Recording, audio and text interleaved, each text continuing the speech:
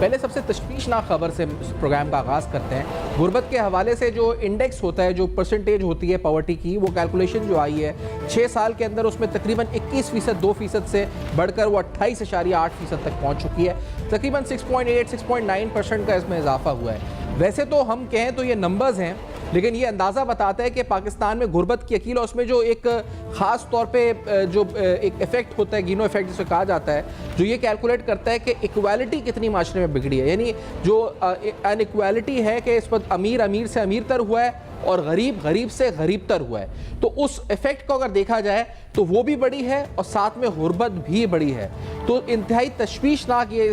Figures ہیں، statistics ہیں کہ پچھلے 6 سال کی حکومتی کارکردگی، پچھلے 6 سال میں ہم یہ صرف حکومت پہ نہ اگر رکھیں، لیکن مجموعی طور پہ جو گلوبل سائیکلز آئے آف انفلیشن، خاص طور پہ کموڈٹی سائیکلز، اس کے ساتھ IMF کے پروگرامز رہے، اسٹیبلائزیشن کے تقریباً 3 پروگرامز رہے، ان 3 پروگرامز میں جانے کے بعد تو پاکستانی معیشت کے حوالے سے ویسے تو ہمیں پتہ ہے کہ کتنی مہنگائی بڑھی ہے اور کتنی غربت بڑھی ہے، اندازہ ہوتا ہے، لیکن ان نمبر سے صرف یہ ہے کہ ریکگنیشن مل جاتی ہے، ہمیں اندازہ ہوتا ہے کہ ہاں جی یہ تقریباً 28% سے زیادہ مہنگائی بڑھ گئی اور یہ غربت بڑھ گئی اور یہ تقریباً 6% کا اضافہ ہوا ہے اس غربت میں۔ تو یہ بڑی تشویشناک بات ہے، اور میرے خیال سے جو جتنی بھی حکومتیں ہیں، جو بھی مقتدرہ ہیں، جو بھی اس وقت حلقے ہیں جو فیصلے کرتے ہیں، پالیسی سازی کرتے ہیں، ان کے لیے سوچنے کا مقام ہے یہ کہ وہ کس طرح اس فگر کو دیکھیں کہ اگر اتنی غربت بڑھ رہی ہے تو پھر ہم نہ دہشت گردی کو سنبھال سکتے ہیں، جو کہ ایک بہت بڑا نیشنل سیکیورٹی کا مسئلہ ہے، اور ہم نہ اس ڈپرائیویشن کو روک سکتے ہیں جس بنیاد پہ ملک دشمن عناصر یا پاکستان کے دشمن اس کو ایکسپلوئٹ کر کے پاکستان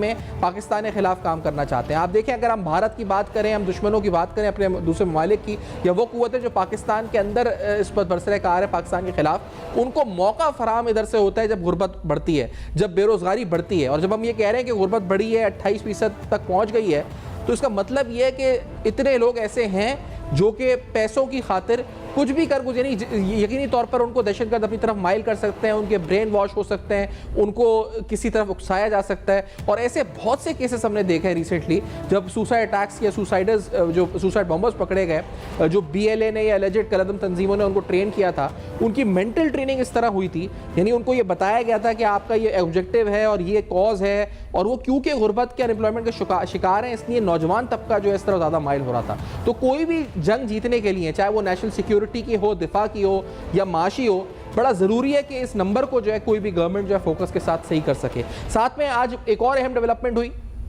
یوں تو بات کوئی نئی نہیں ہے، بات پرانی ہے، لیکن پھر دہرائی گئی ہے، وہ بات ہے قومی حکومت کے قیام کی، اور یہ بات تقریباً جتنے الیکشنز پاکستان میں ہوتے ہیں، ہر الیکشن سے پاس، یعنی تقریباً 17-18 سال میرا جرنلزم کیریئر، ہر الیکشن کے وقت، چاہے وہ 2013 کے الیکشنز تھے، 2018 کے الیکشنز تھے، سال 2024 کے الیکشنز تھے، ہر الیکشن سے پہلے، ہر حکومت کے دور میں ہم 2 باتیں سنتے ہیں۔ ایک سنتے ہیں کہ ایک مڈ ٹرم الیکشن ہوں گے، حکومت جلدی جائے گی، اور پھر دوسری بات سنتے ہیں کہ قومی حکومت بنے گی جو کہ ٹیکنوکریٹس کی ہوگی، یا کہ ایک قومی حکومت بنے گی جس میں تمام جماعتوں کے نومنیز ہوں گے، اور وہ پاکستان کو سیاسی استحکام دے گی اور اس کے بعد پاکستان کو معاشی استحکام کی طرف لے کر جائے گی۔ تو یہ ایک ایسی خبر ہے جو ہر دفعہ ہم سنتے ہیں۔ کچھ دن قبل سہیل وڑائی صاحب سینئر صحافی، انہوں نے ایک کالم بھی لکھا اور انہوں نے ذکر کیا کہ یوں تو شہباز شریف صاحب کی جو پرفارمنس ہے، کارکردگی ہے، وہ ان میچبل ہے، اور وہ بڑے خوبصورتی کے ساتھ پاکستان کے خاص طور پہ سفارتی محاذ پہ کامیابی حاصل کر رہے ہیں، تو بڑا مشکل ہے کہ ان کی گورنمنٹ کو کوئی چھیڑ چھاڑ ہو،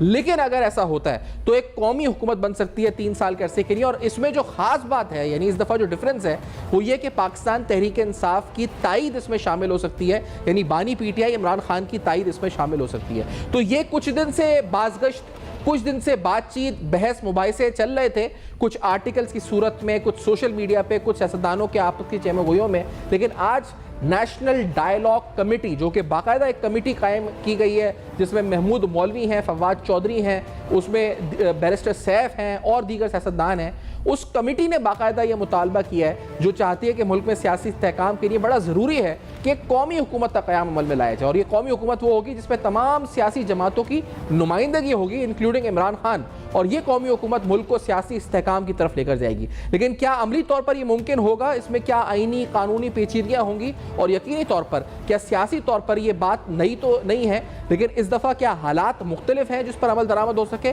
یہ سوال پروگرام میں اٹھائیں گے۔ پہلے آپ کو بتاتے ہیں کہ فواد چودھری صاحب نے جو آصف زرداری، نواز شریف، فضل الرحمان، عمران خان سب کا ذکر کیا کہ قومی کمیٹی میں وہ اس میں قومی حکومت میں شامل ہوں گے. آج پریس کانفرنس میں کیا کہا فواد چودھری صاحب نے, ذرا سنتے ہیں.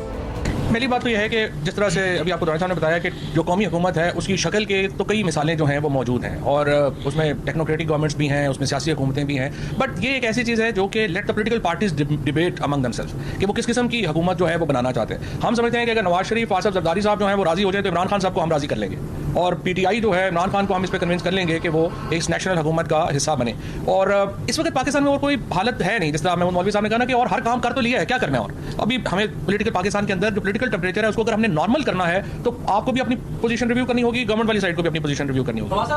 آپ نے سنا فواد چودھری صاحب نے کہا کہ